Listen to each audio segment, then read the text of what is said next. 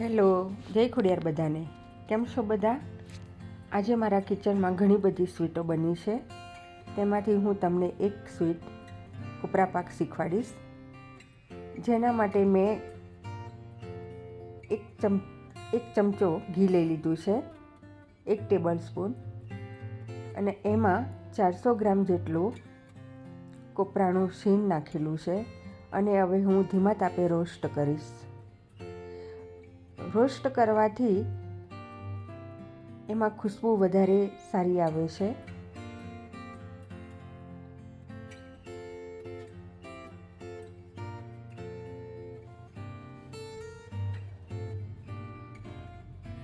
કોપરાની શીણને ધીમે ધીમે જ રોસ્ટ કરવાની છે અને ધીમા તાપે જ. એનો કલર પણ ચેન્જ ન થવો જોઈએ. એમાં જે મોઇશ્ચર હોય એ નીકળી જાય. હવે મેં આમાં 1 લીટર જેટલું મિલ્ક એડ કર્યું છે.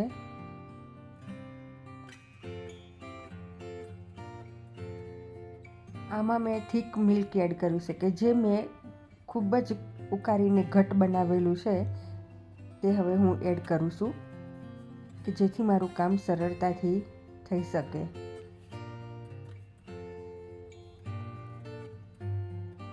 કોપરા પાક બનાવવો ખૂબ જ ઇઝી છે. કોઈ પણ વ્યક્તિ બનાવી શકે છે. આમાં હવે આપણે સુગર એડ કરીશું. સુગર તમે વધારે કે ઓછી તમે એડ કરી શકો છો તમારા ટેસ્ટ પ્રમાણે.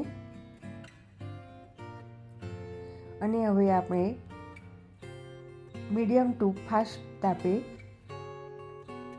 પકવીશું.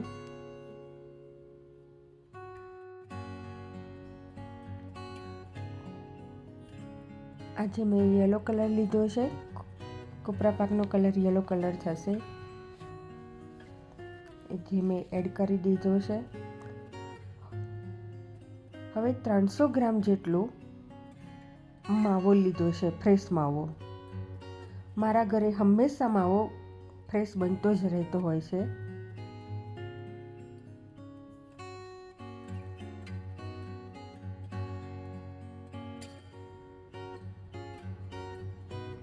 માવાના નાના નાના કટકા કરીને હું એડ કરી રહી છું.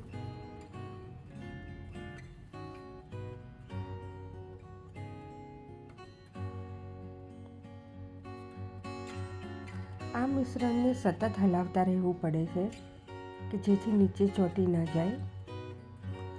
જો નીચે ચોંટી જશે તો આખી સ્વીટ બગડી જશે.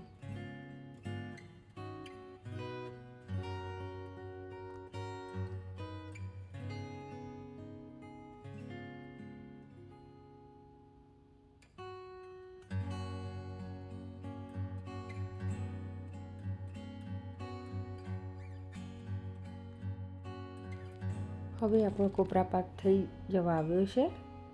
2 થી 3 મિનિટમાં રેડી થઈ જશે.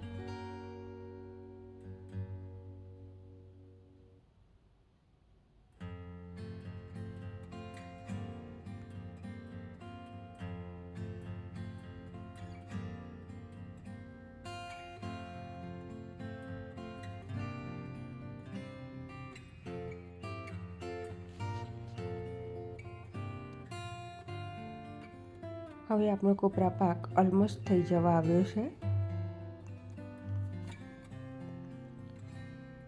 બસ 2-3 મિનિટમાં રેડી થઈ જશે.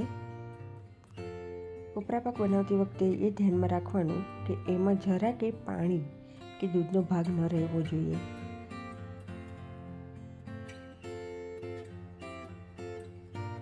હવે આપણે તેને મોલ્ડમાં મૂવ કરી લઈશું.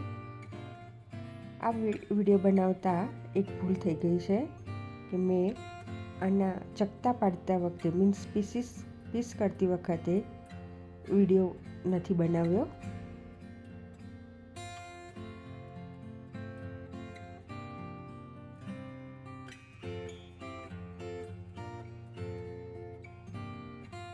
આવી રીતે પ્રેસ કરીને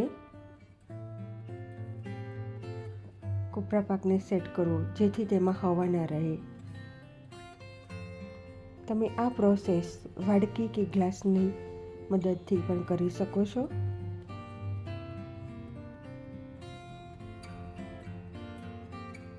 જો અમારો વિડીયો ગમ્યો હોય તો મારા ચેનલને સબસ્ક્રાઈબ કરજો અને આ વિડીયો તમારા ફ્રેન્ડ સર્કલમાં શેર કરજો.